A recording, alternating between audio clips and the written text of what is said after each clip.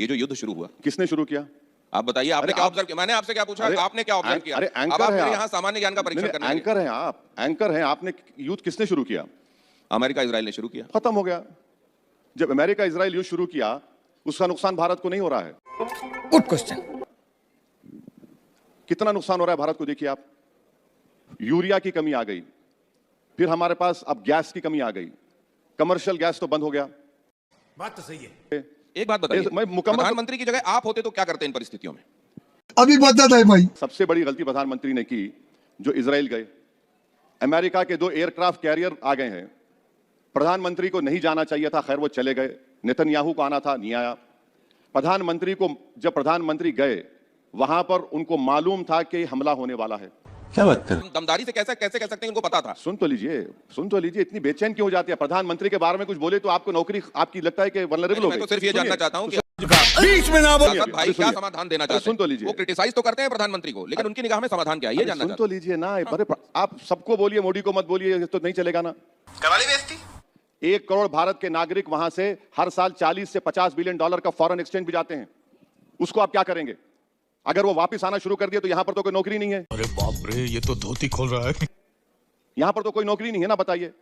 दिल्ली, बॉम्बे के पोर्ट पर जाइए, महाराष्ट्र के किसान गाली दे रहे हैं कि उनका सामान नहीं जा रहा है।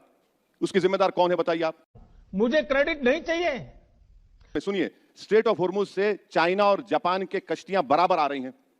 हमारी इंस्टॉलमेंट में 2-2, 3-3 आ रही हैं। 3 कश्तियां आई तो आपने टीवी पर ओ जिंदाबाद के नारे लगाए। वो 3 कश्तियों में गैस तो सिर्फ 1.5 दिन की थी। 11 साल में नरेंद्र मोदी की सरकार ने गैस का कोई स्ट्रेटेजिक रिजर्व बनाया नहीं। मुझे अपने घर जाना है। इजराइल ने ये बात ऑन रिकॉर्ड कही है कि प्रधानमंत्री जब आए उस वक्त तक ये डिसाइड नहीं था कि ये युद्ध होने वाला है। एक बात बताऊं आपको झूठा साबित कर दूंगा मैं। TV9 के वो तमाम वीडियोस निकाल दूंगा मैं और सोशल मीडिया पे डाल दूंगा कि तू साला भोला दिखता है लेकिन है एकदम होशियार हो। लुच्चा। आप लोग चला रहे थे, युद्ध होने वाला है। आपको मालूम तो मोदी को नहीं मालूम।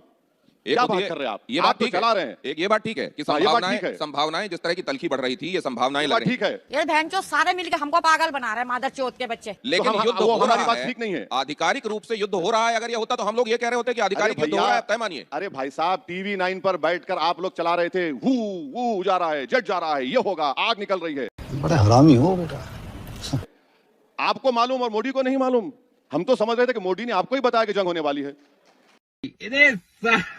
और अफसोस की बात यह है कि पाकिस्तान में बैठकर उसकी जंगबंदी की बात हो रही है। अब उस पर नहीं बोलेंगे आप। मुनीर से बात कर रहे हैं, विश्व गुरु हम हैं ना। बताइए अब आप इस पे क्या बोलेंगे आप? हमको नहीं पता।